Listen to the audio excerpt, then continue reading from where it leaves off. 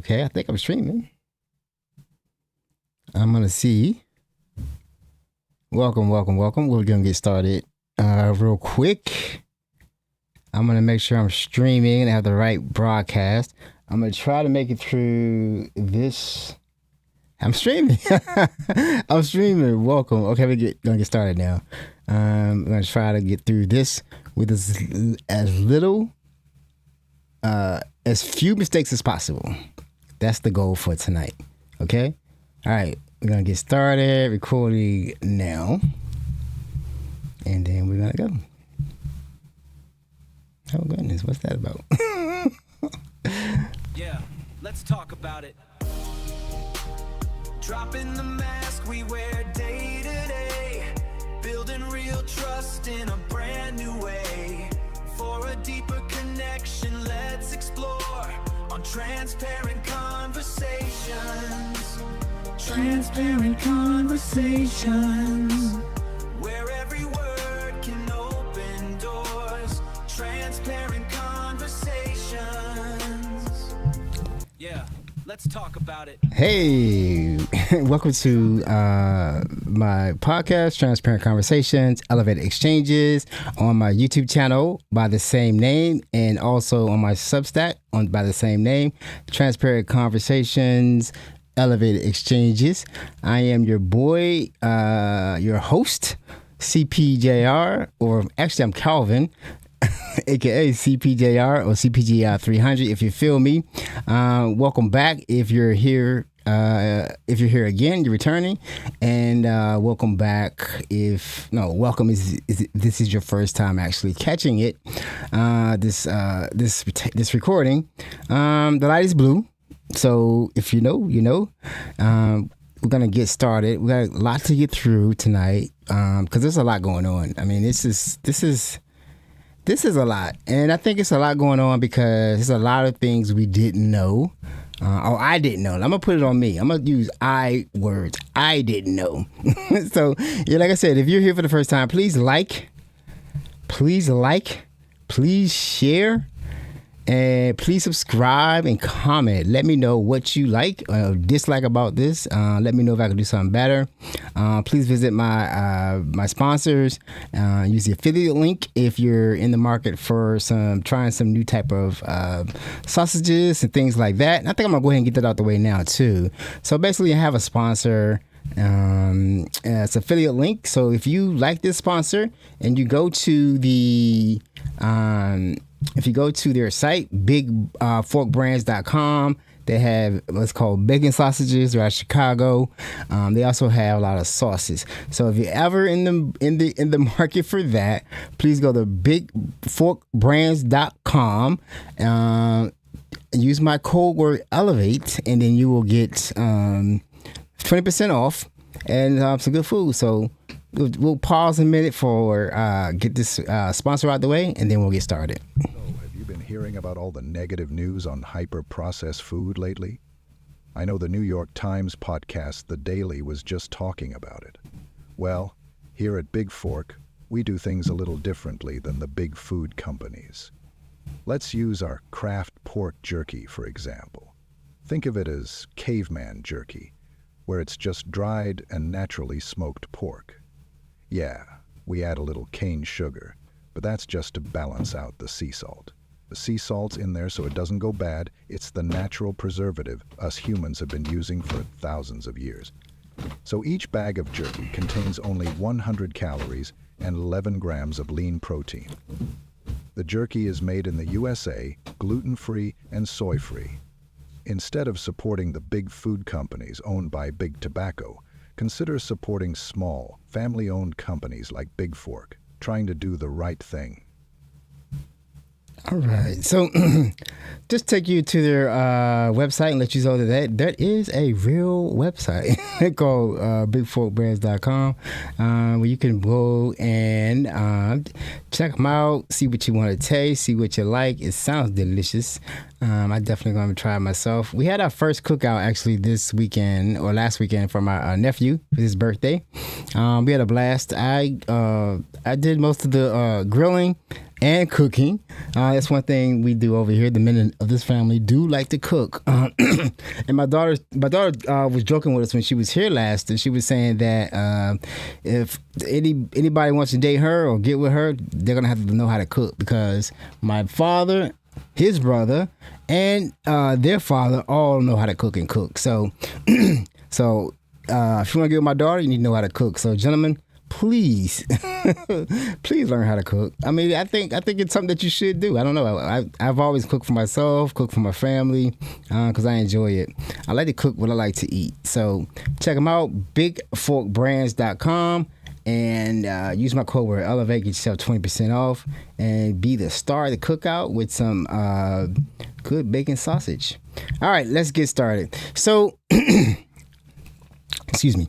So, what I want to start on right now, the biggest thing that I see is one of the biggest problems that we're seen to be facing, and what has happened to this nation is we didn't know what was going on with Israel. We didn't know they spend a lot of money. So apparently, we give them $4 billion a year and weapons and all that kind of stuff for support. And anytime they get in trouble, we jump back in there, jump back into the Gulf like we're their big brother, and we try to rescue them or support them as much as possible. I think we all grew up with the belief that Israel was our friend, and for some reason, in the Gulf, that Gulf region, they're always at war, right? Don't know why they're all at war. They're just all at war. So it seems like they try to frame it as if Islam, the Muslims, are just violent. They want to kill everybody. They want to kill each other, and they want to kill Jews. That's how we were raised, and that's what we were indoctrinated to believe. You didn't hear anything different from the movies, from the media, from the news. That was the narrative. And I'm 60 now, so I grew up definitely in the 70s, and I remember the Iran hostage situation. I remember they let the black people go. And I remember that it was a long, drawn out ordeal. They couldn't rescue them. They couldn't get them out. But we never really was taught or talked about what really caused that situation. Like what was really going on in Iran, to the point where they took the Americans hostage that were in the embassy. Now we know the truth, right? A lot of us know the truth. Some people don't. Some people seem to have forgotten about the fact that there was a Shah of Iran that was installed by the Americans and the British, and that was done because Iran wanted their oil money. And being the Zionist imperialists that the British and the American were, they came up with a plan because they want the money. Our country wants the money, right? Britain wants the money. The oil is on their land, under their land, in the ground. They have first rights to it. They have first rights to sell it to who they want to sell it to, and they have first rights to not sell it who they want it to, and they have a rights to do with the profits as they want to do. But apparently, if you don't do it correctly, they will start a war with you and then take it, or find a way to take it. So right now, we're suffering from many years of misinformation and many years of Iran living under sanctions and unable to actually develop into the nation they want to develop into. Under the Shah, it was a very cosmopolitan nation. Like I said before, I've met people from Iran, and they were always very friendly, highly educated, articulate, all those good things. So I don't have the feeling of them just being the number one state sponsor of terror, or if they want a bloodthirsty, they just want a nuclear weapon so they can wipe out Iran. I don't have that belief. I don't think they have that belief either, the people in this country. I think what they see is they want the oil, and they want to be able to control that country. And also, Iran has never showed any respect to Israel, and they shouldn't have. They always get you on the question of, do you believe that Israel has a right to exist? And I heard the way that Tucker Carlson handled that question on an interview, and it's like, what? Who has a right to exist? It exists. What does that mean? But you have a right to defend. Go back into time, right? Go back in time, and you don't see. Or there was, I don't know, maybe there was some Israelis there or some Jewish people there. From what I can tell, the people that were in Palestine were able to live their life with their religion with no issue. Now, the issue wasn't the fact that Jews were coming to live in Palestine. The issue was the Jews that moved to Palestine from Europe decided that this is our land. And they come up with this thing about they had a right to it from the Bible, and they were just returning to the land. They weren't from the land; they were from Europe. There's no biblical. No biblical. The Bible's not admissible in court. I don't really care what the Bible says. There's no time that they lived in that land and then it went to Europe. Right, it's Palestine, and China has China going crazy. China is going to be they're going to be the new world leader. I believe that because they have taken. I don't think Israel can infiltrate our country and spread their money around, and I think it's a grift, and spread their money around and influence our politics. You can't do that in China. China has removed Israel from the map and returned it to Palestine. It's Palestine now, as it should be. Because China's like, you have nothing that we need. You have nothing that we need.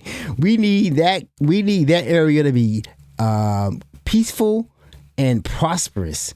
Right, so we could buy oil from them at their price, and we can have them develop. Because we're not gonna put up with that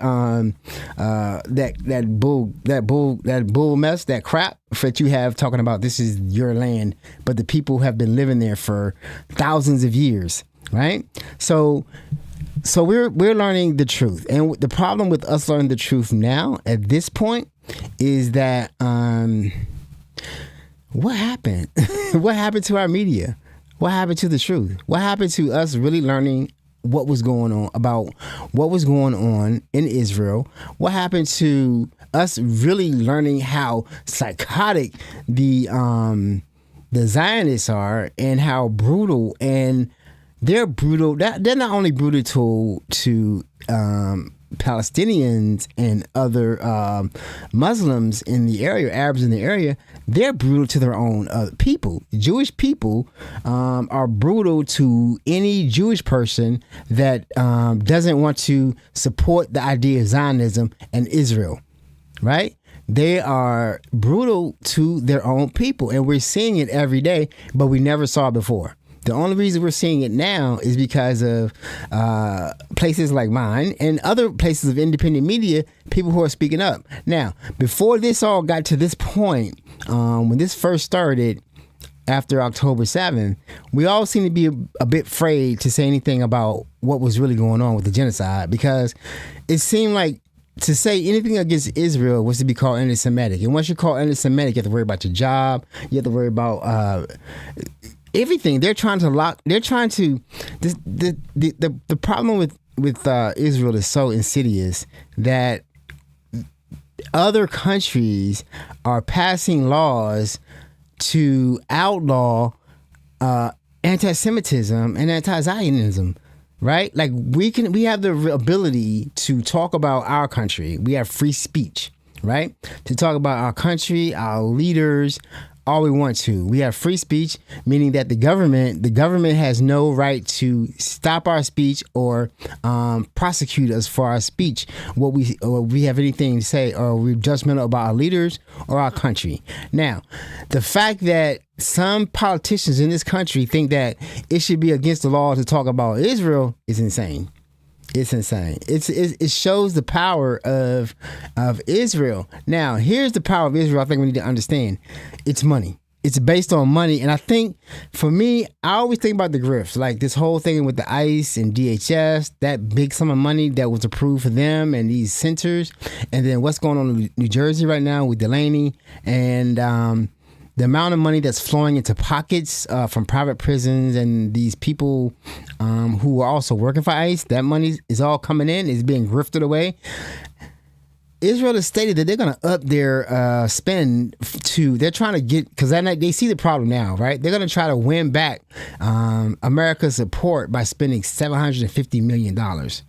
And that money goes straight to influencers who are going to talk up and talk good about Israel.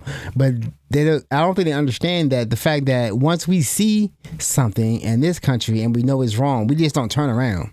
Right, so that money's gonna be spent for bad. Now, I'm not gonna say like it can't be done, because it can be done, because it's money. Money affects everything in this country, and that's how this has been done. When we were online and we're seeing like Kyrie Irving, he suggested a book. They made that man apologize because they accused him of being anti-Semitic. Now, he could have stood 10 toes down and said hell no, but he was still playing, and I could see why he did what he did. But would that happen now? No. It wouldn't happen now, because now we know that anti-Zionism is not anti-Semitic. And then also we know that you're using the word incorrectly. You're European Jews, you're not Semitic. They have outlawed blood tests. Like, we can't even do DNA tests to see where these people actually came from. It's a total sham. Now, do they want to feel safe after the Holocaust? I guess. I don't know. You just have to ask them, because they don't really talk about the Holocaust, but all they know is the whole world needs to bend over to protect them, and they will do whatever it takes to protect them. So it's like, once I started this after last year and what was going on, I seen that we need to put out more content that shows more progressive liberal content to counteract the content that's out there about conservatism and now Zionism, that we needed to be able to counteract that with us putting out content that shows what we believe and how we need to get back to ourselves. So that's why I'm doing what I'm doing, because I could just add to the algorithms. Now, did I think I could be targeted for that? Yes. If these laws pass, and the way that Israel is talking,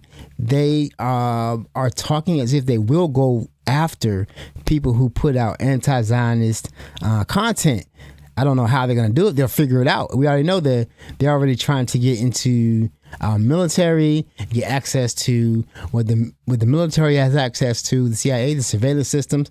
They brag about being able to track everyone and then influence everyone. So that's coming, right? The negative side is coming. But for the life of me, I couldn't just say, I'm afraid, I'm not going to do it. I couldn't, because this is the fight now, right?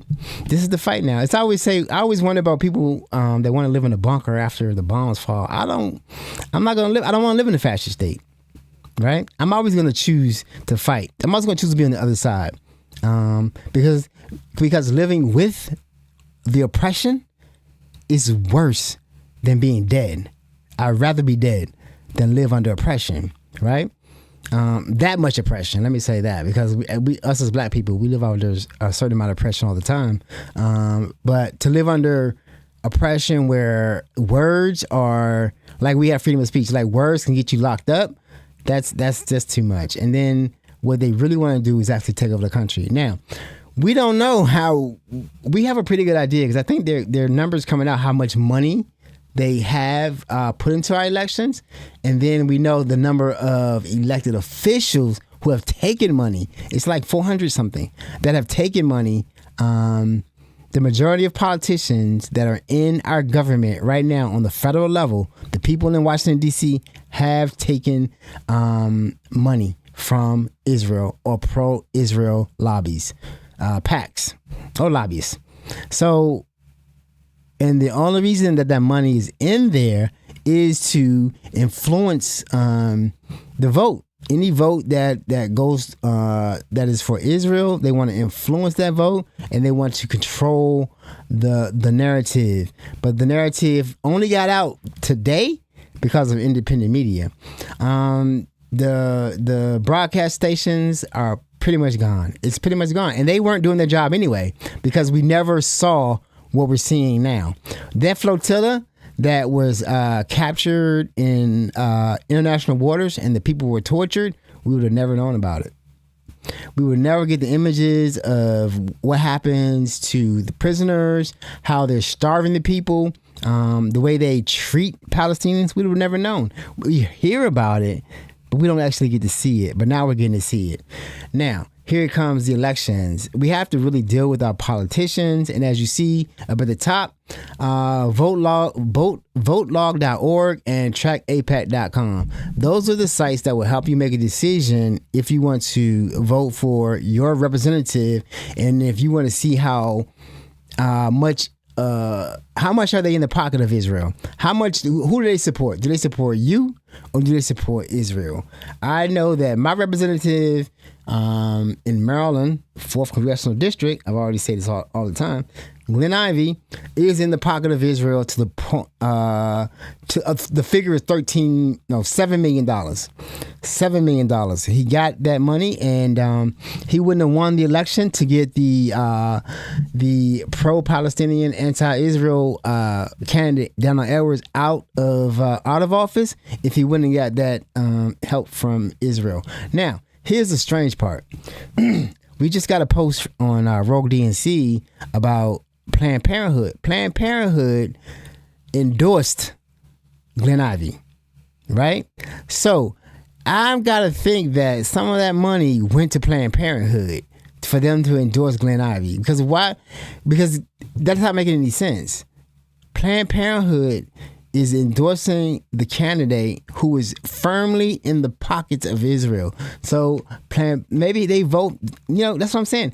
They can get in office and vote however they want to vote, except when it comes to voting for issues of Israel. So obviously, he must have gave them a donation, some money, or helped them vote. Now, Takia Johnson, she's on that post and she's zero. She's Track AIPAC recommended, has taken zero money from the pro-Israel lobby or AIPAC or anything like that. And she's straight up are telling us that she's actually done more for women than Glenn Ivey. So that's my candidate. I hope I get to vote for her. I'm independent.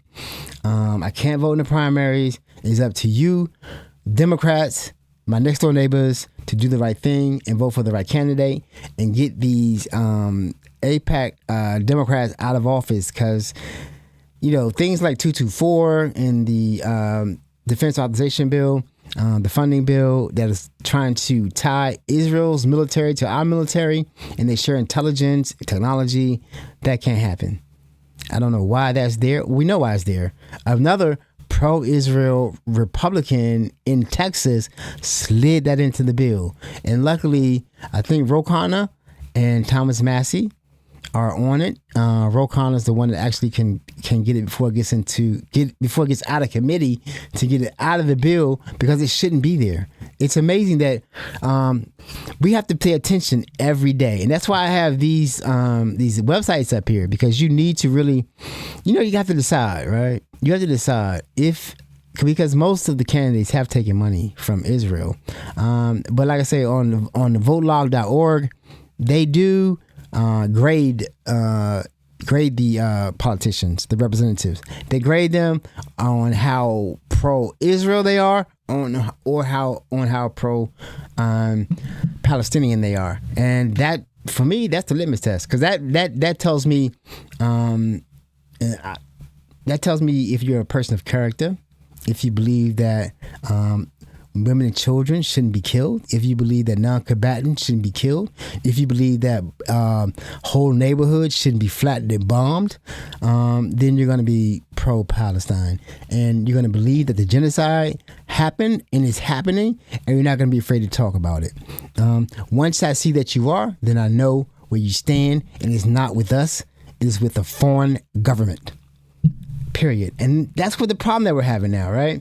So the thing about Jasmine Crockett that happened last week, I came out and said something about it. She's only taking like $4,000. You can look her up on Track AIPAC or votelog.org, and you'll see that the money she's taking isn't that much. Now, she is a bit pro-Palestine because she's voted for some bills that benefited them in a way that helped them with the genocide. But all of them have, really. No, I can't say all of them have. The progressive ones hadn't.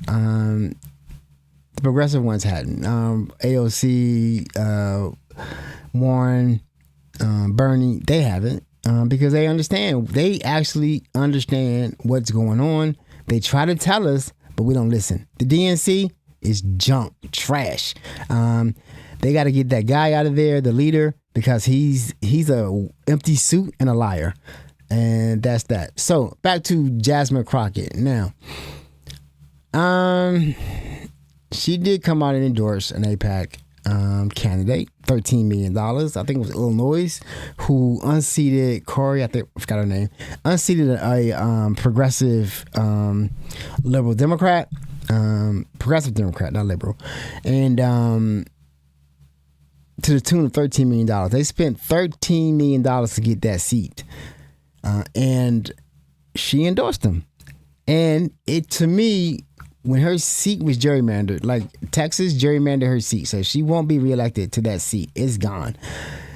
So when Talarico announced his candidacy, his candidacy to be a senator for Texas, it was all of a sudden that Jasmine Crockett decided to run for Senate. Now, when I heard that, I kind of didn't understand it. I didn't understand it because even if you look on her record on Track AIPAC or that, she doesn't sponsor the bill.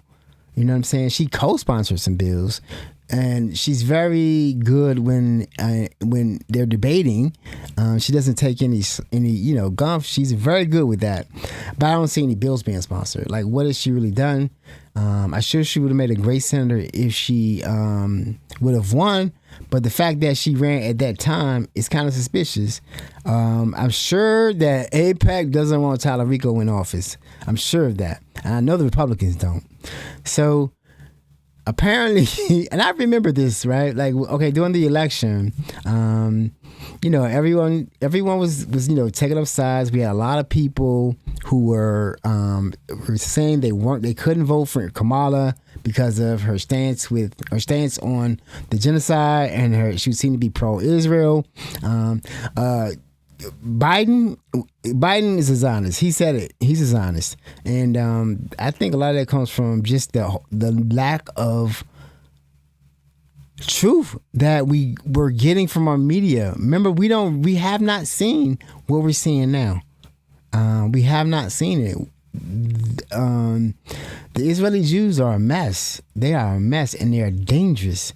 So there was everybody knows Amanda Seal. Amanda Seal, I followed her. I liked her in the beginning. She's very brash, but she was, and I actually unfollowed her during that time because she was just like, these people are pro-Palestine. I remember saying that.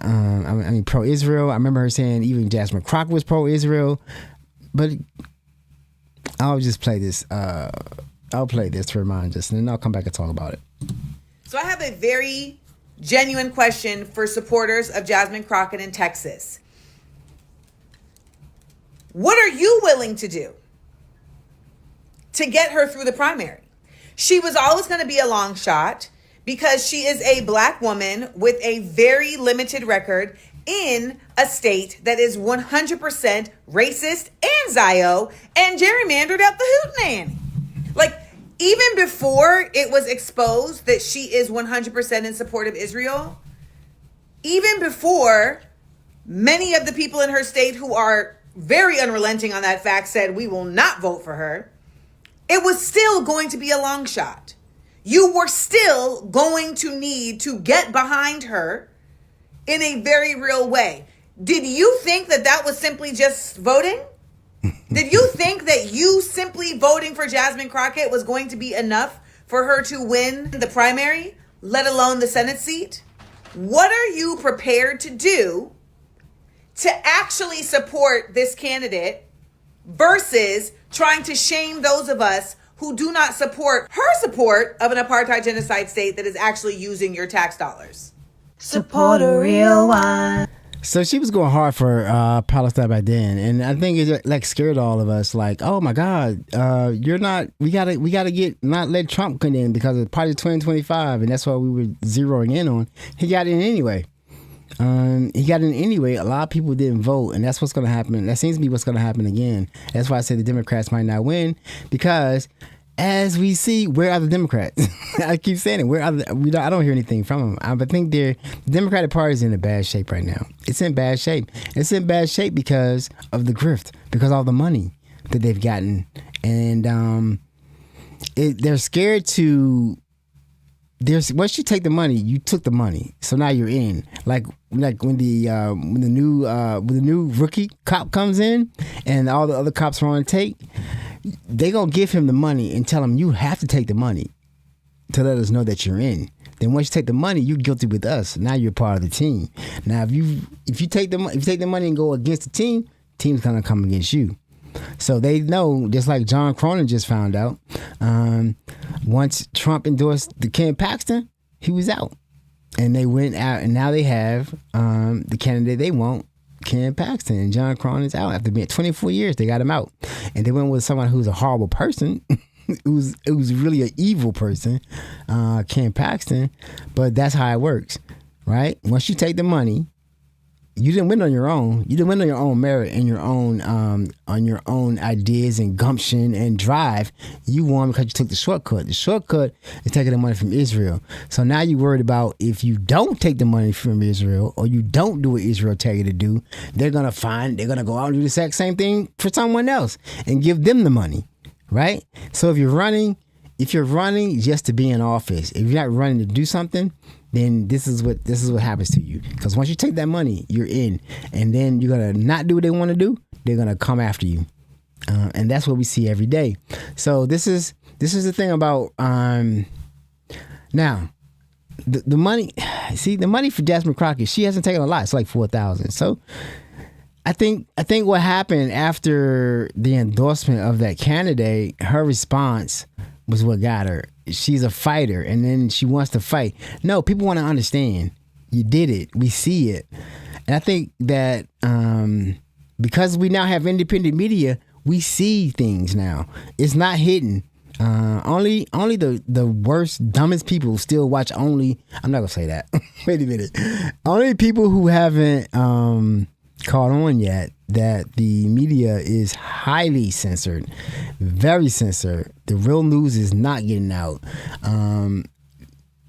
If because if you're not actually doing that means that if you're not actually out here doing your own work, finding reliable sources, then you're still believing the lie, right? So when she came out, and then she even had supporters come out attacking people.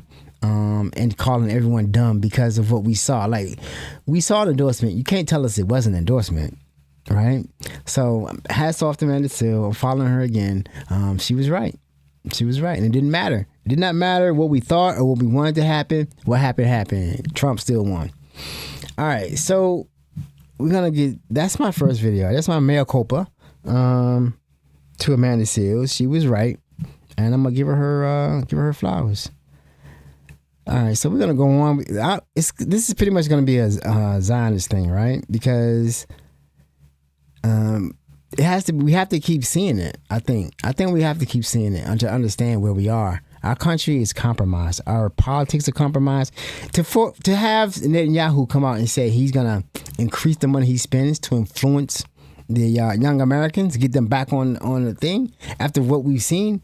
It's just crazy to me. And then to see what happened today with Britain not allowing... All right, so what is it? the guy from Young Turks, and then his, I don't know, Hassan Piker was his brother, cousin, I don't know, something like that. They were supposed to go to India for South by Southwest over there in London, Britain, England, and they were denied entry after he said that England is controlled by Israel. So is America. Then they turned around and told him he can't come in to the country. We don't know how much our governments are compromised. We have no idea. For them to ban someone from coming in their country because of what they said is crazy, and it's just so deep and insidious. And these countries, they're scared. They're scared. I think they're scared of being called Nazis or anti-Semites. When you see something wrong happening and not say anything, you're part of the problem. So we're gonna really stay in that vein right now, because I think that's what we need to really talk about and understand. Like this election is more than just about getting Trump out of office. We got to understand that we need to get Israel out of our politics also. And to me to think about that, I could be arrested for that is crazy, right? Because that's what they want to do. All right, so we're going to talk about this next video is going to be on 224, and the fact that, something that we didn't vote for or want, they just decided it's something that they need to do. So who does your representative represent, you, or do they represent Israel? All right, so there's been a lot of talk over the past 24 to 36 hours about Section 224 of the 2027 National Defense Authorization Act. Now, Section 224 was forced into the NDAA by Congressman Ronnie Jackson from Texas. And before he was a member of Congress, Ronnie Jackson was the White House physician under the first Trump administration. He was actually accused of turning the first Trump White House into a massive pill mill. But let's stay on topic here. We've got much bigger fish to fry today regarding the occupation of this country and the installation, not just of a foreign military, but a foreign surveillance state over the American people. Because if you actually look in to Section 224, you'll find it listed among the top priorities of the U.S. Congress. It's not just merging American troops and American military hardware with Israel. It's merging America's AI infrastructure and autonomous weapons systems with Israel as well. They keep telling us that all these data centers, thousands of them, they're vital to national security. Well, now, under the 2027 NDAA, Israel will gain access to them, which has always been the plan. These data centers, they aren't about powering ChatGPT on your smartphone. They aren't about keeping you safe. They're about powering a surveillance state that reports back to Greater Israel, the Talmudic super state that Americans are paying for right now in blood and treasure. The government just admitted this morning more Americans have been wounded, likely more killed in the Middle East as this war for Israel drags on. And if you don't like this data center overhaul, if you don't like this merger with Israel, then the Department of Homeland Security, the FBI, the Department of Defense, they will flag your Palantir profile. They will label you a national security threat, and they will share that information with their foreign friends. This isn't a conspiracy theory. This is congressional legislation, active congressional legislation, completely surrendering American sovereignty and American humanity to a foreign country. Now, what's scary about that is that's exactly what they say. You hear the exact same words. And I'm going to play the next video from the CEO of the ADL, what is it?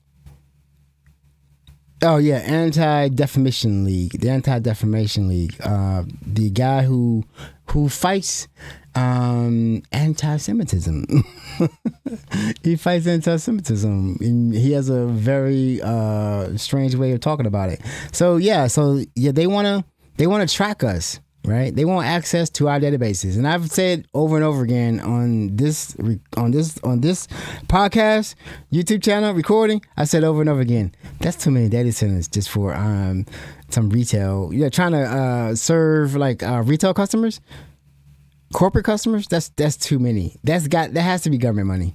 It has to be government money. And then when you think about the fact that Larry Ellison, the one who bought TikTok, Oracle, when you think about him buying all the channels, he's giving money to the IDF, then it clicks in that we're being occupied. We're being taken over by a government that's been purchased by people with a lot of money, and then now they want to start monitoring us. So this is the Anti-Defamation League CEO telling his people how he wants to get control of this country. And you could not believe me or not. You could think it's a joke. Oh, that's not. Oh.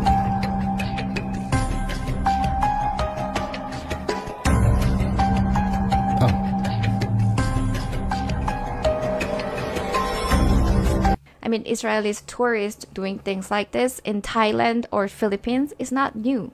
That was the wrong video. I'm sorry. That was the wrong video. That's a video showing how apparently in Asian companies, Israelis don't like being disrespected or talked to a certain way. So that woman was taking a crap on the floor of an establishment, and apparently it's all over in Asian countries that Israelis act very rude, and I think they're banned from Malaysia, like can't come in because I'm telling you, if you don't think this is true, they believe that they're better than everyone because they're the chosen people, and to see a woman take a crap on a floor, I've shown videos of how they talk to other people in other countries.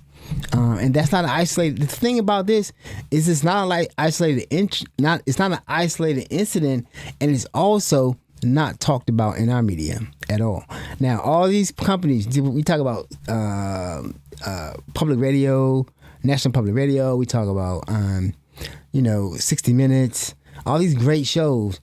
I've never heard it talked about. If Israelis are banned from Malaysia, shouldn't we be talking about that? Like, why? And I've heard they have a real problem with using the bathroom outside, even in Israel. I don't know what that's about. That was the wrong video. That was a video of me just showing an example of how Israelis act in other countries. So take note. That's what we're dealing with. And that's what we're dealing with. Now, here's how the Anti-Defamation League wants to continue to influence our country and our politics and tell us what to do.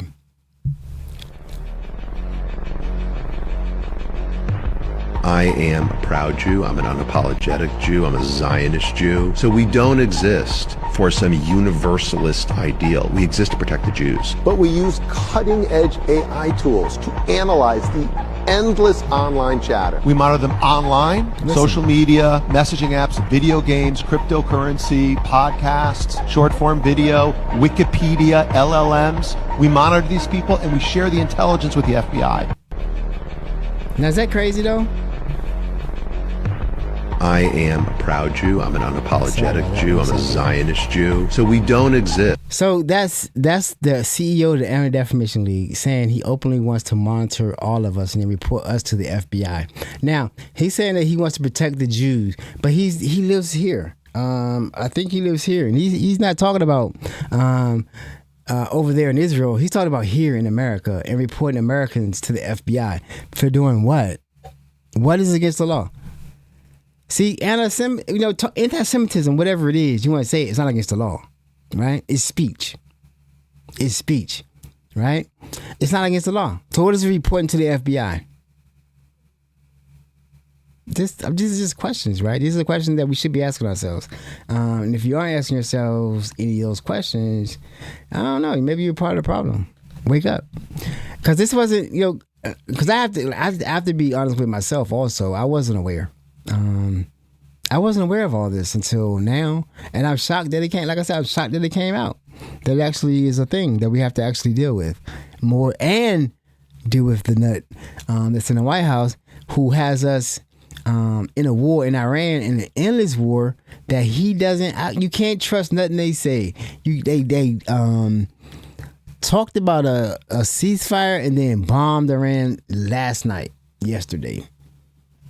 Right? And now we have Hezbollah threatening to bomb Israel, and we have Iran threatening to bomb Israel, and we have Israel threatening to bomb Beirut and occupy Beirut. It's just a mess.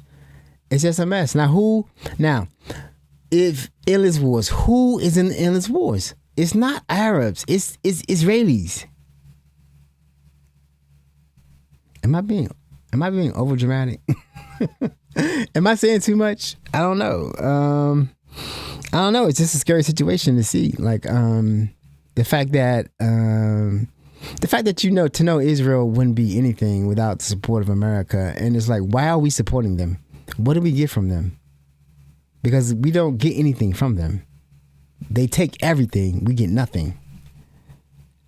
And they have universal health care, and we don't.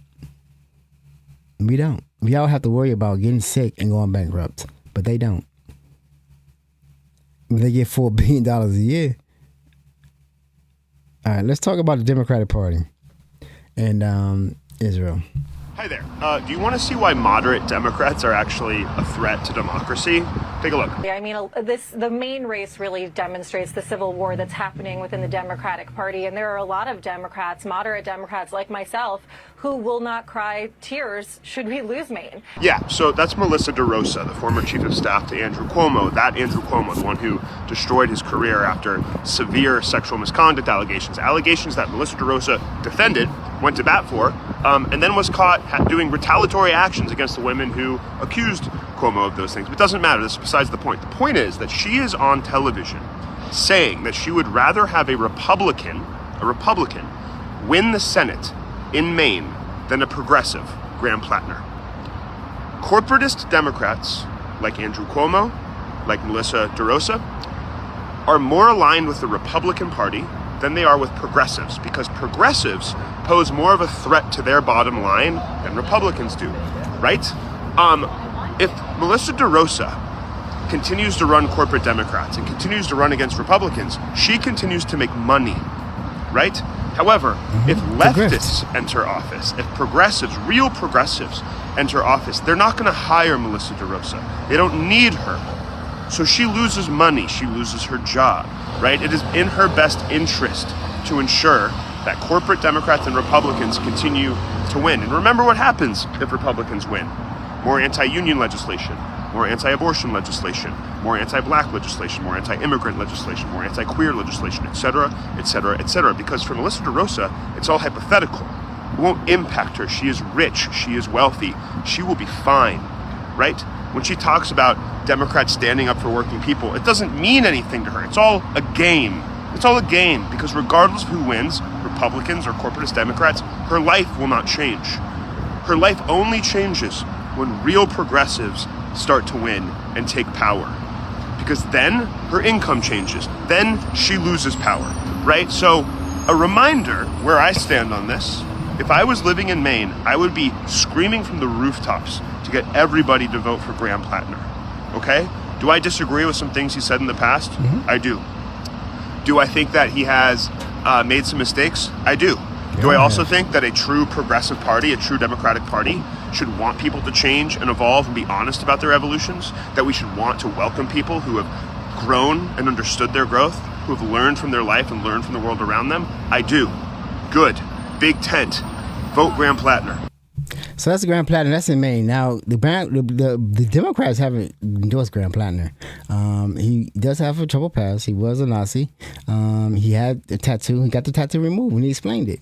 I don't know what you could do. Can people change? Can people change? Do we allow people to change? But that's not even really the key. That's not even the key thing I want you to take away from this. I want you to take away that said there are moderate Democrats are fine with losing that seat, because we could gain that seat in the Senate. Democrats don't want to win. That's what I keep saying over and over again. Democrats do not want to win, or don't care if they win, especially if they're a corporate AIPAC Democrat, because they're going to get money regardless. See, a lot of people are okay. Chuck Schumer, I was like Chuck Schumer, Jeffries, Booker. They're okay. Her, whatever her name is, I forgot her name.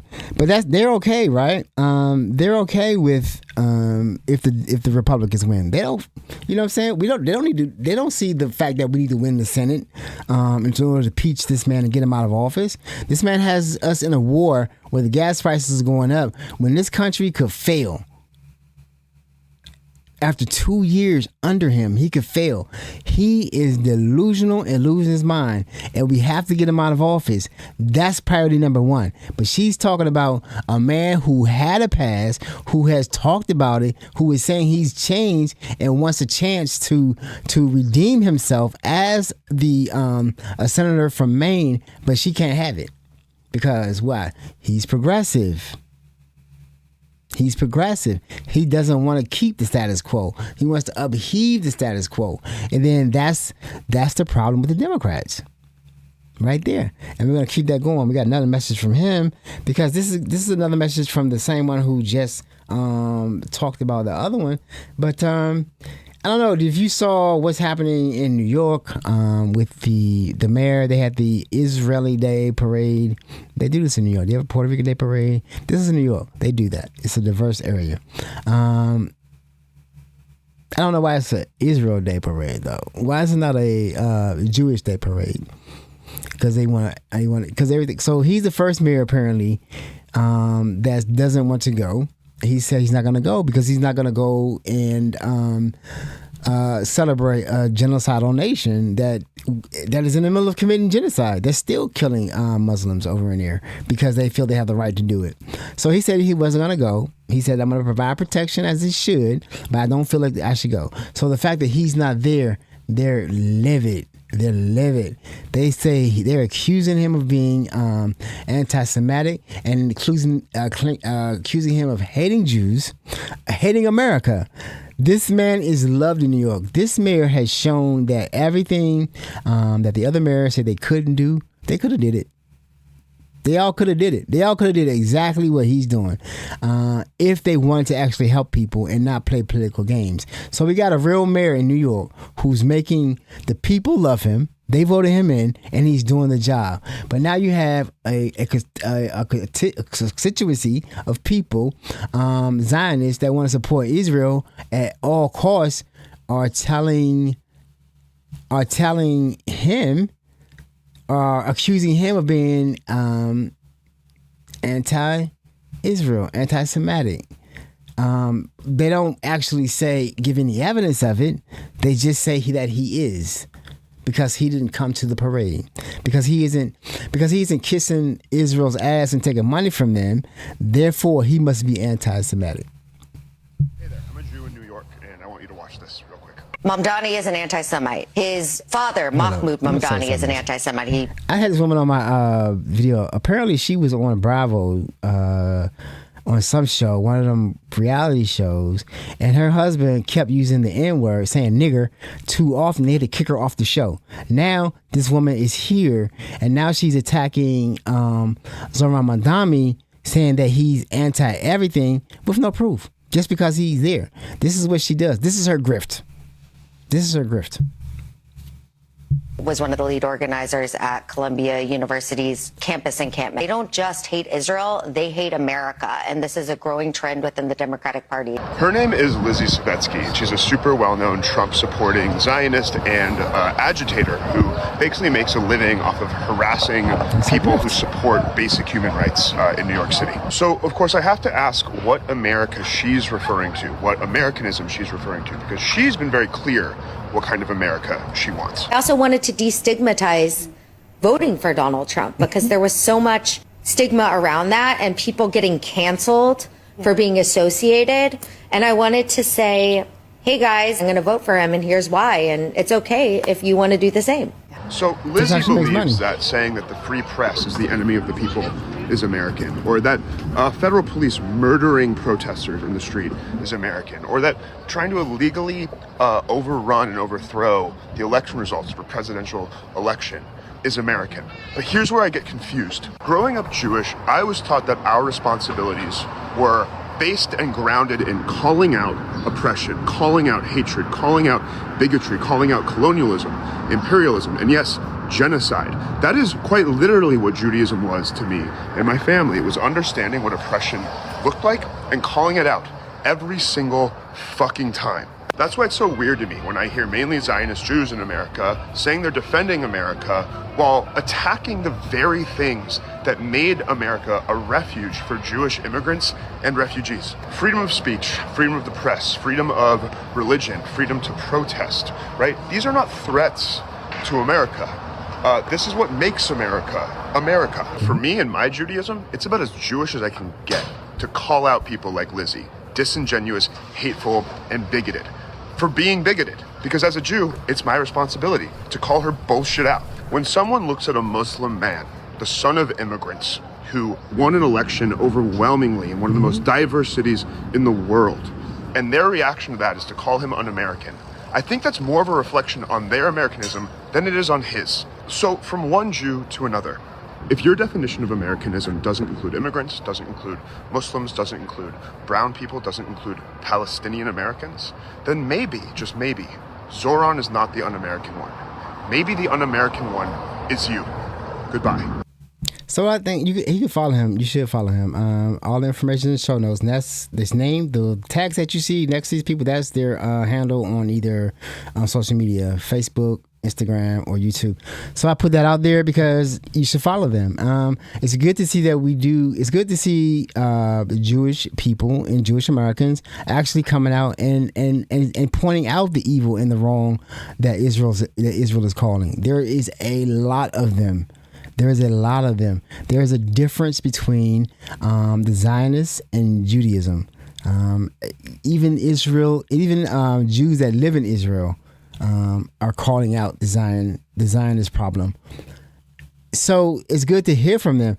And like I said, in my experience, when I first moved to this area from Atlanta a long time ago, my first best friend was a little Jewish kid, Danny Rosenberg. And I don't know if I just knew he was Jewish. That's all I knew. And why did I even know that? Because we spent we would be over each other's houses, and then his family was Jewish, my family was black, and it was like, and I was the only black kid in school. And he might have been the only Jewish kid too, so we might have just hung out with each other because there was anti-Semitism in that school, in that neighborhood. And for me, I've always tried to hang out with the underdogs. I don't know, maybe I was an underdog too. I don't know, but I always would hang out with the people who would seem to be outcasts. I would say outcasts. So maybe I was an outcast too. I don't know, but I seem to bounce back in different circles. So I always wanted to hang out with people who were interesting and kind of smart and kind of different. I don't want to hang out with the dudes that thought they were popular. That wasn't my thing. Because really, I like to stay in the background. You can get more done in the background. Maybe I always wonder why I wasn't bullied when I was in school. I don't know. I'm not that big. I'm only 5'7", so I don't know. I just never paid no attention. I had one incident in school, and I just you know what? I'm not dealing with this. Went and got my shit and took it back, just like it wasn't nothing.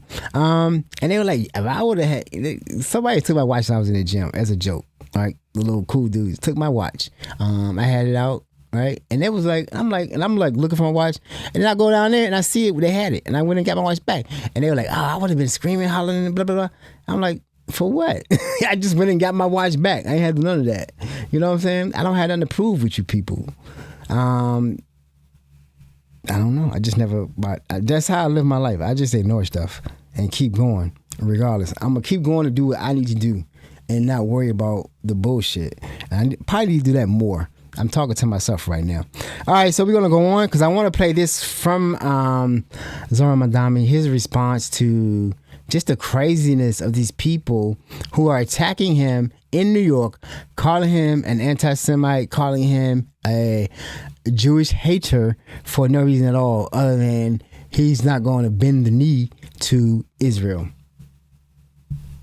I said on the campaign trail that I wouldn't be attending the parade, and I've made my views on the Israeli government abundantly clear. And I also said on that same campaign that I would have a responsibility as the mayor of the city to ensure the safety and security of each and every New Yorker.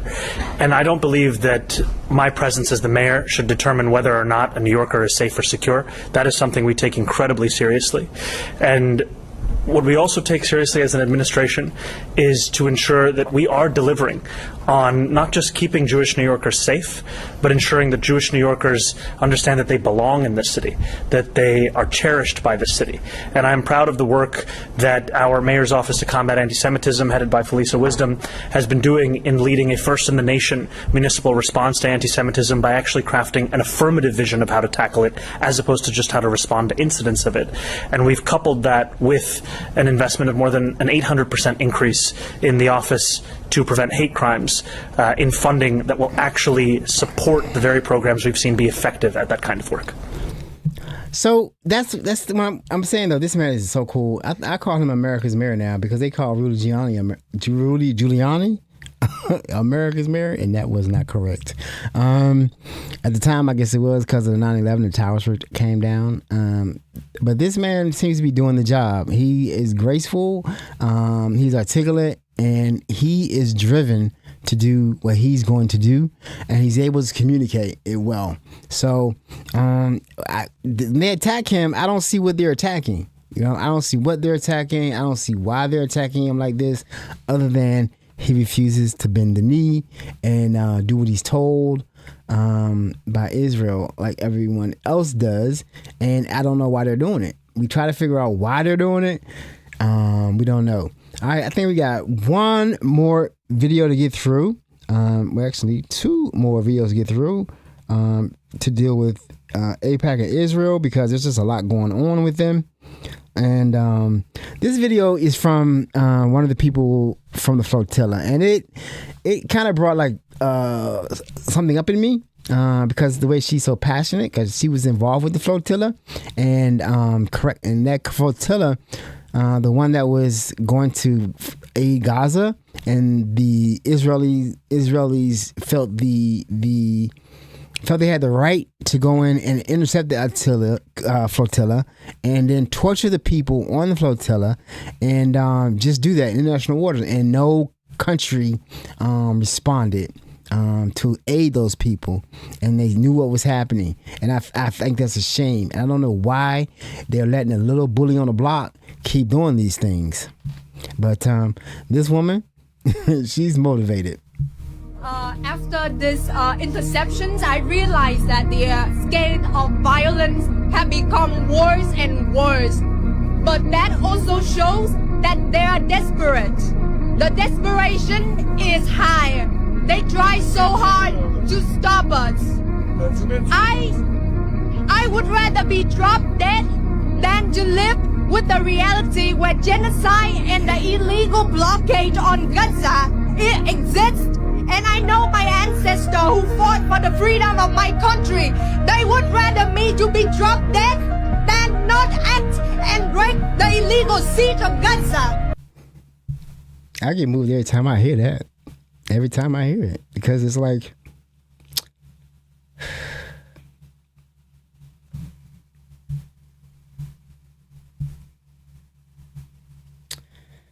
Okay, let's move on. One more, and then we'll move on from this. But it's all bad. It's nothing. There's no real good news. It's all bad. But we'll have one more video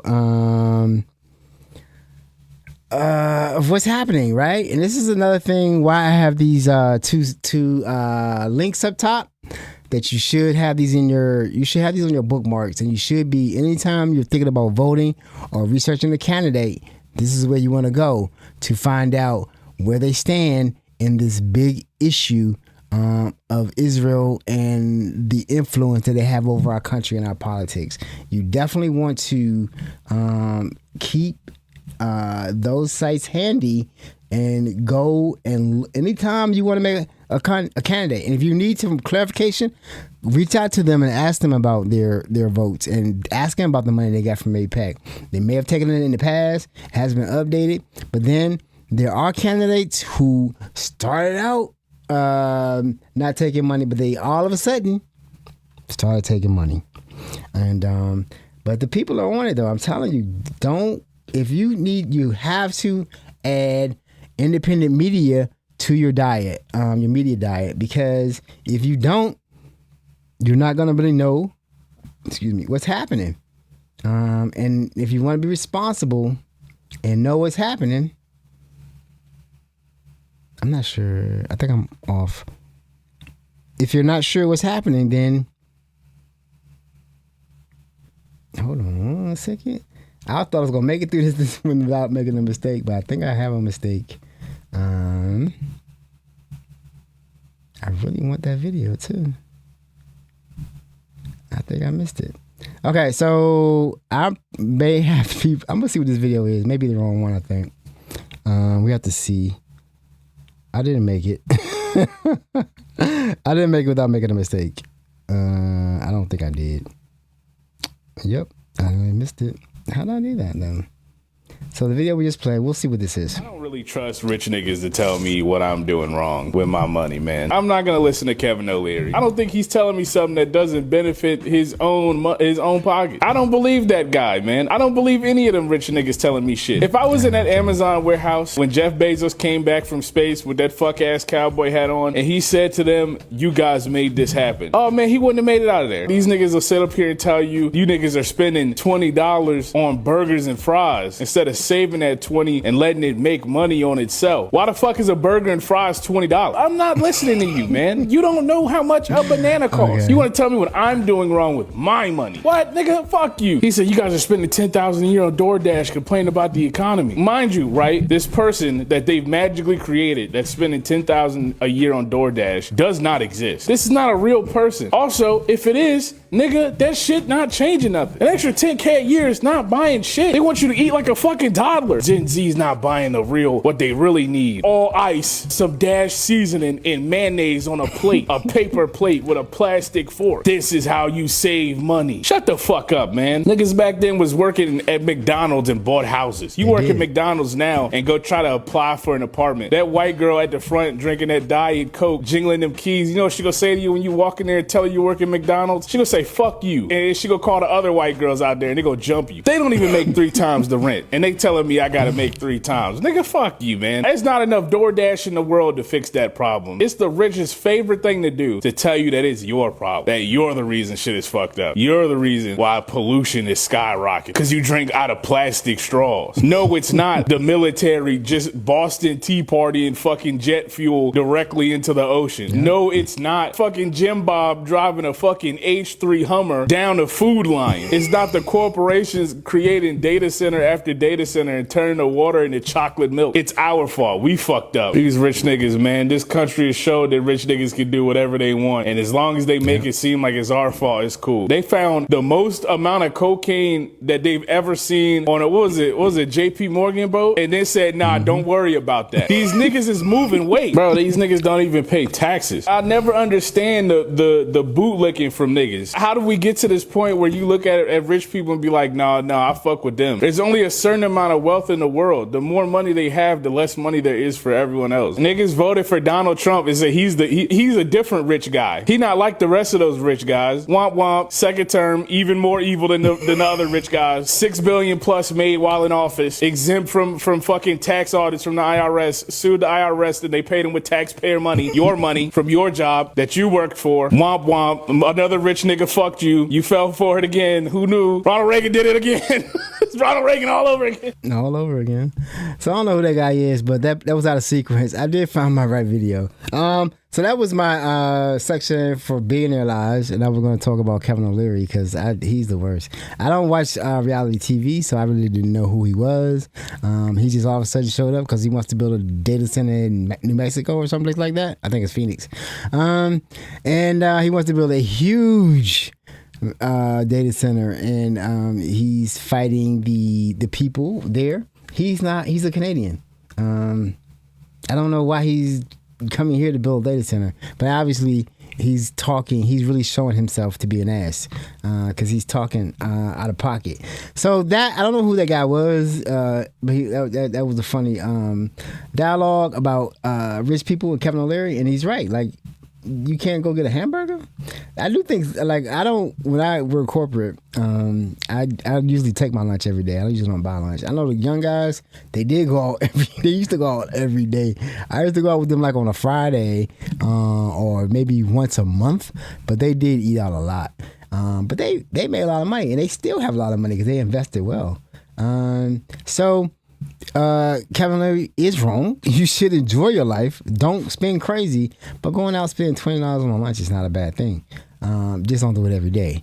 Actually, I'm more concerned about the health issues of eating out too much than the issues with the issues with the food. All right, so that was an early video from the section, and I got one more video on Calvin O'Leary. But right now, I'm going to go back to where I was before, and we were talking about Track AIPAC and AIPAC Dems, and you have to make sure you check your AIPAC, check Track AIPAC or votelog.org to make sure that your representative is going to be representing you and not Israel. Breaking news out of San Francisco right now, where just days until a major election is about to take place, it is now revealed that one of the top candidates is secretly taking hundreds of thousands of dollars from pro-Israel lobby groups. Journalist Ryan Grimm has been investigating how AIPAC and other pro-Israel lobby groups are secretly funneling money into PACs with other names to donate to California candidates. And with only a few days until elections, it has just been uncovered that Connie Chan, Democratic candidate for California's 11th congressional district, has been taking nearly $500,000 from these groups. This is Nancy Pelosi's hand-picked candidate to succeed her, and she now has a red card on AIPAC. Now, there is only one candidate in this district of San Francisco that is refusing to take any money from pro-Israel groups, and that is Shoykot Chakrabarty, the true progressive in this race. There you go. So that's a Nancy Pelosi candidate. All of a sudden is a AIPAC Dem. So Nancy Pelosi made a lot of money while she was in office. She's a liberal, not a leftist, not a progressive. She was definitely a corporate AIPAC Dem. Like I said, those are the people that were in office who let everything get to the point where we are now. If these people would have fought and not been corporate AIPAC Dems, if they would have really been about their business, we wouldn't be here right now. They were compromised for some money. And then, I heard one lady say today that, somebody was telling her about all the money the president has made since being in office. A white lady on a golf cart. She said, yeah, he deserves every penny. I swear to God, you can't make it up. You cannot make it up. These people are, if you make the money, you're all right. Don't worry about it. All right, so we're gonna go right now to, I just want to talk about a couple of videos. We're almost done. A couple of videos about what's happening in New Jersey, and the fact that the Delaney Detention Center, they're having a hunger strike there, apparently, and a work strike. Apparently, the people who they're detaining. Okay, remember a lot of these. The way the narrative is that these are all illegals, right? That's what the MAGA people would say. They're all illegals, and the Democrats just want the illegals. They just want illegals to take over the country. I don't know why they think we believe that. I don't know why they think we want open borders.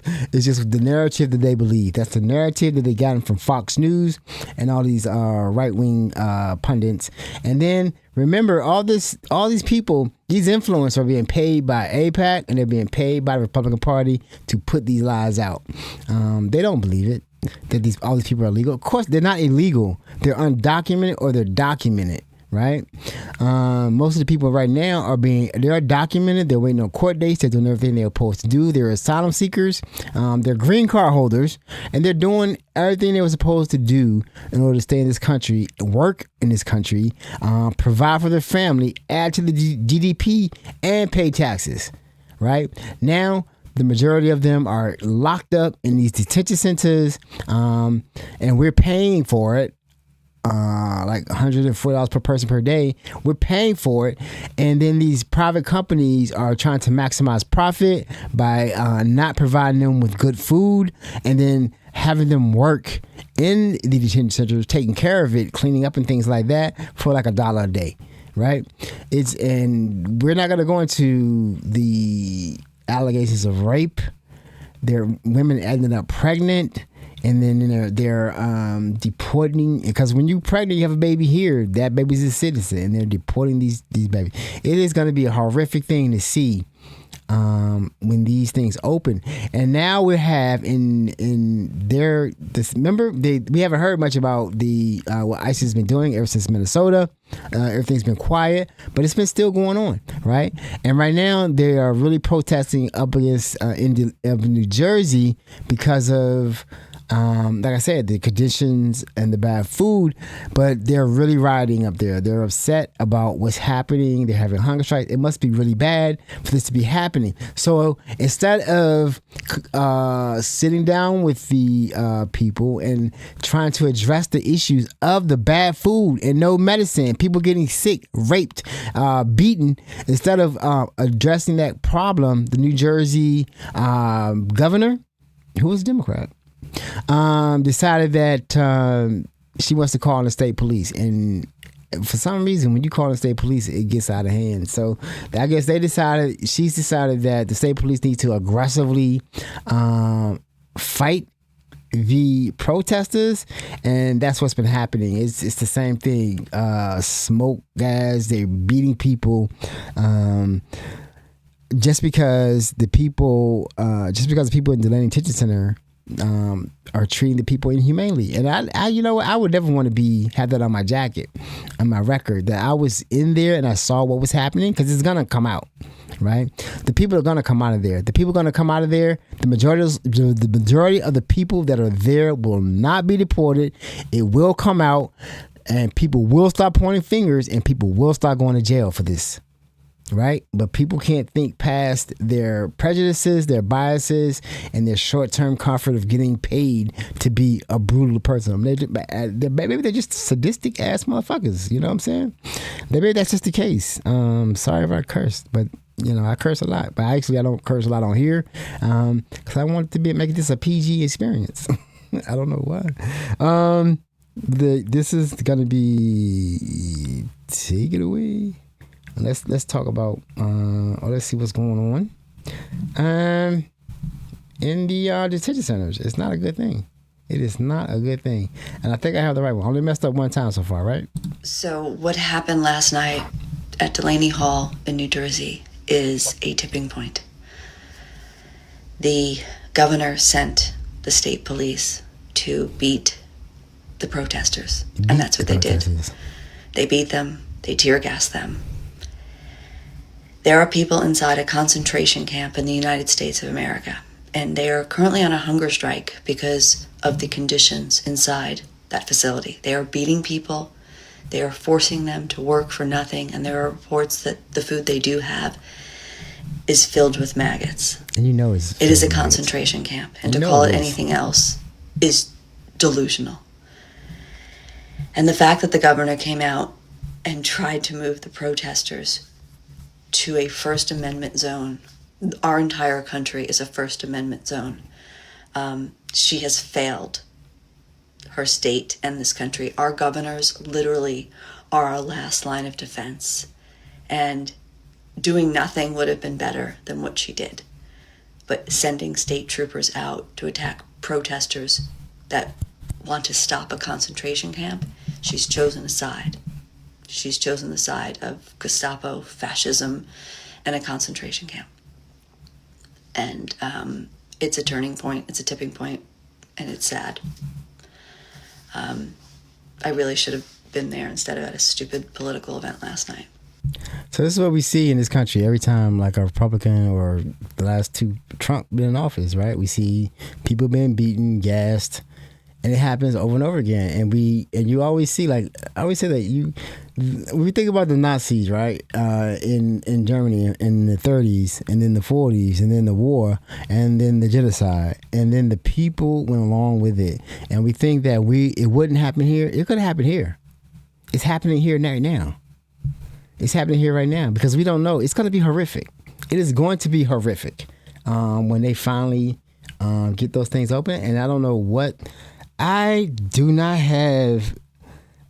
Thank God I have enough sense to think, you know what I'm saying, that I maybe shouldn't be here, because if I'm here, when the wheel turns and things change, I may be on the wrong end of history, right? Or I may end up in jail, or I may end up sued.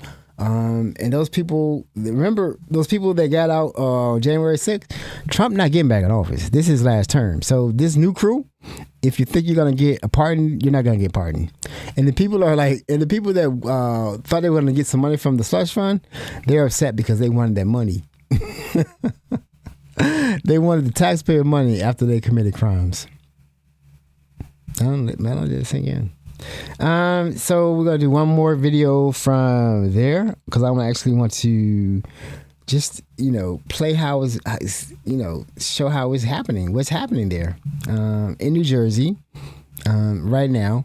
But the state police decided, and the governor of New Jersey decided that this is what needed to happen.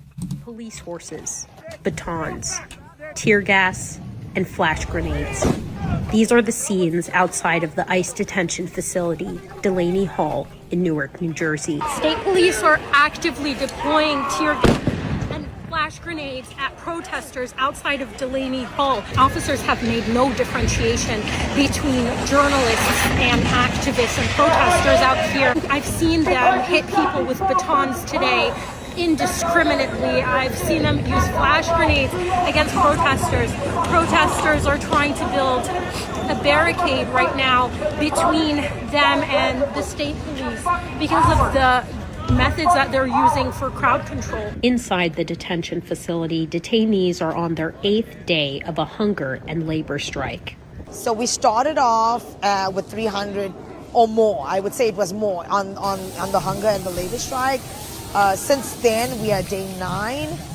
Those numbers have significantly dropped. I would say probably less than 100 right now on the hunger strike, but 100% of the folks who have been doing labor on the labor strike, we also seeing a lot of intimidation and retaliation and coercion.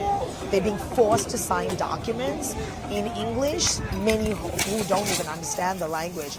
They also don't even understand when ICE comes in and communicates, there's no translators. So that's what's happening just right now, every day, up in New Jersey. And it's amazing to me that, like, we have soldiers in the Gulf sitting on aircraft carriers, right? And then we have this happening in New Jersey, Minnesota, all across the land. And these people that sit in the White House are saying that they love America, and this is their vision for America. And the Republicans that are allowing this to happen, this is their vision for America. The Supreme Court, the 6th, this is their vision for America, right? This is what they want to happen, right? This didn't happen while I was growing up in America. This wasn't happening, but now this is what's happening in America because this is what they want. This is what when they say make America great again, because we already went through all this, right? We've been through Vietnam, we've been through the 60s, we've been through the civil rights, and then the Jim Crow law. We've been through that. Was that what made America great, or the overcoming of those things is what made America great? I think that they are lost to us, and now we're just in constant battles just to treat people right. Just treat people right. All right, so we got another video. I played the other video about Kevin O'Leary out of sequence, a very funny gentleman. But I have another one I want to play, and oh boy.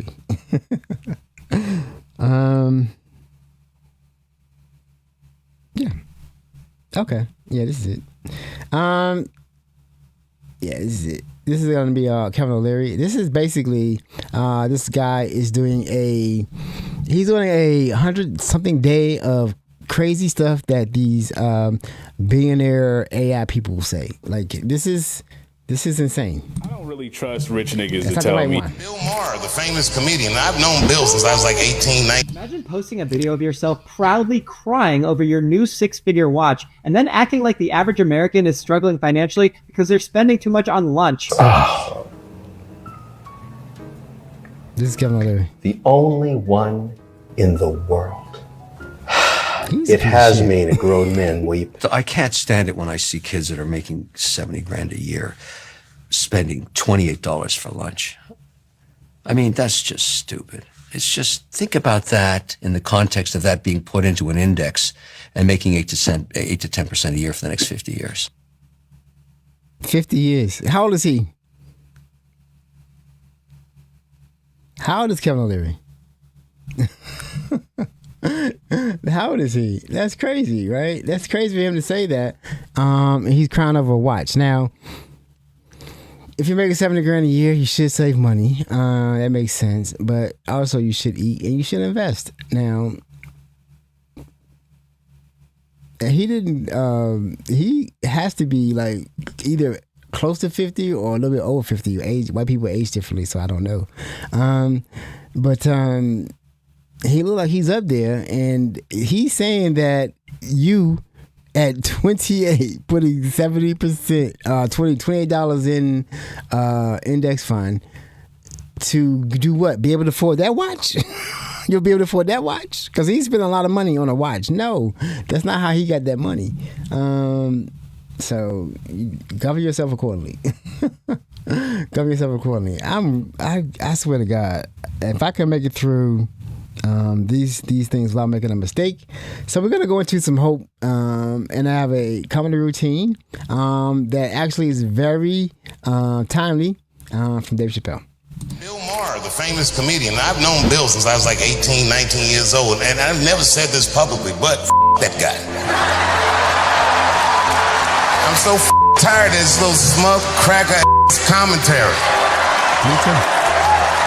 These motherfuckers act like because I did a comedy festival in Saudi Arabia, I somehow betrayed my principles. They said, well, Saudi Arabia killed a journalist, and rest in peace, Jamal Khashoggi. I'm sorry that he got murdered in such a heinous fashion. But, and no buts, like, period. And also, I mean, look, bro, Israel's killed 240 journalists in the last 3 months. So I didn't know y'all was still counting.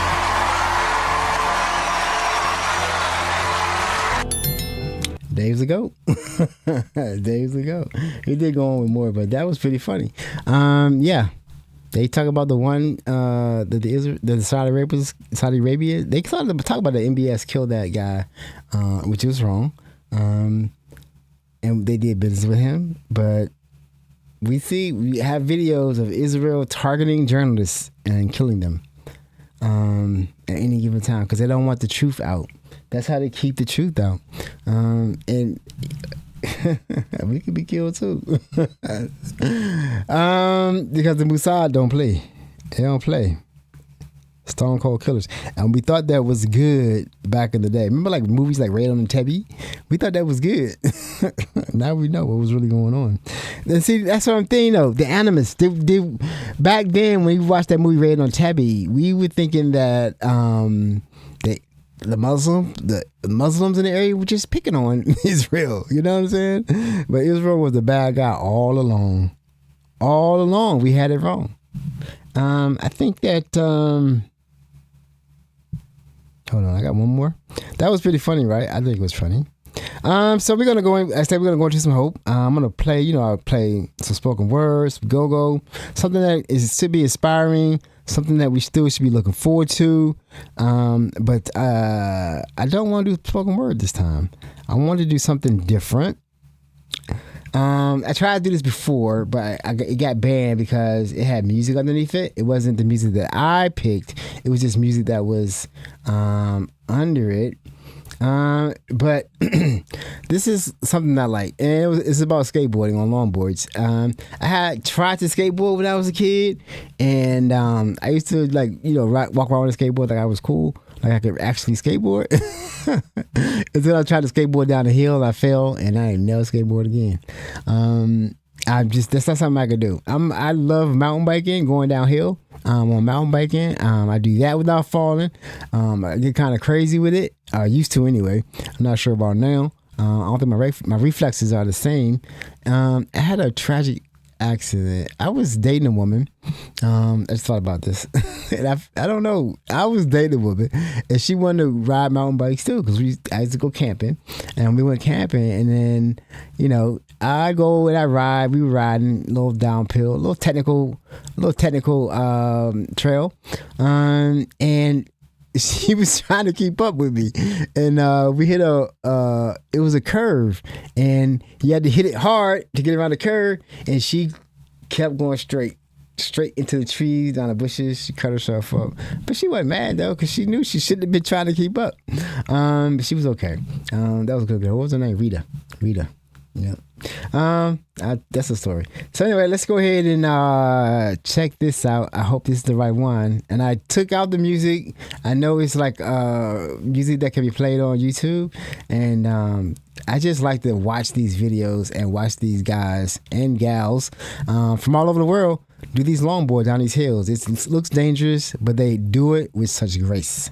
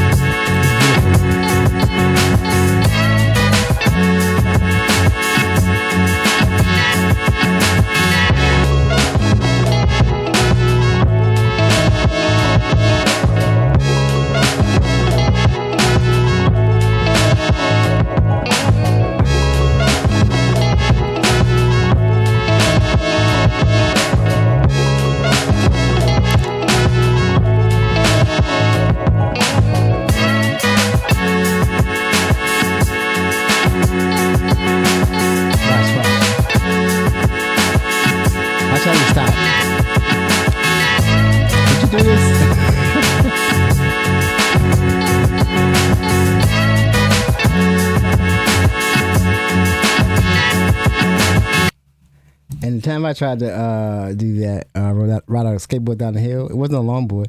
I fell. Just like, because the whole thing, when it gets to a certain fast, it starts, jiggling, and I just went, and that was it. That was my skateboarding career. But I had a very good bike career. Skateboarding wasn't my thing. All right, so that's it, you all. As you can see, this is the 31st episode. I've been on it. I'm on time. I have good energy right now, because I have good energy because we're gonna fight. We have to be up for the fight. We have to win. There's no choice to it. I still don't know about our chances. I still don't know if the Democrats want to win. I haven't seen any sign of it. I'm still asking, where are they? Why don't we hear anything from them? If I were running the DNC, I would start a YouTube page, and I would have the Dems talking to the talking heads, the independent media, telling us on a regular daily basis what can we expect from the Dems after we win the midterms, and why we should be supporting the Dems for the midterms. I don't see that. All I see is Democrats giving in, being sold out. So it's iffy as to what's going to happen, especially with Israel and this war, if you call it a war. But we have to stay into it. No spoken word today, but we do have, what we got. We do have some go-go, which I want to hear. This is going to be one of my favorite bands. This band is by Air Essence, one of the premier bands when I was growing up. These guys have to be about the same age that I was when I was going to the go-go back then, but they still are there doing their thing. And we'll play this, and after that, we out. So remember that this fight is going to be important. It's going to be important that we vote. It's going to be important that we really check out our candidates, see who they support. And do they support the country, or do they support the foreign government that's trying to influence the country? Are they trying to give all our information over to the billionaires, or do they care about the people? I call this show Progressives or Bust because I do think that we need to not pick the guys who are good with the DNC. We need to pick the people who the DNC don't want us to pick. The people that we pick, that they want to get away from because it's going to affect their bottom line. It's affecting our whole life by picking the wrong people. All right, so what y'all want to hear? Y'all want to hear some go-go?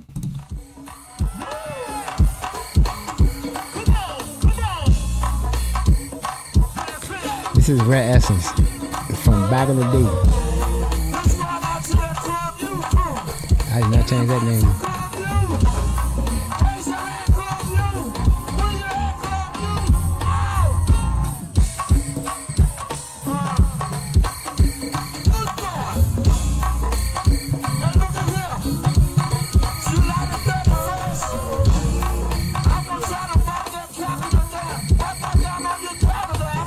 See, look at that, look at that. I could be a good producer. That's what they call car essence.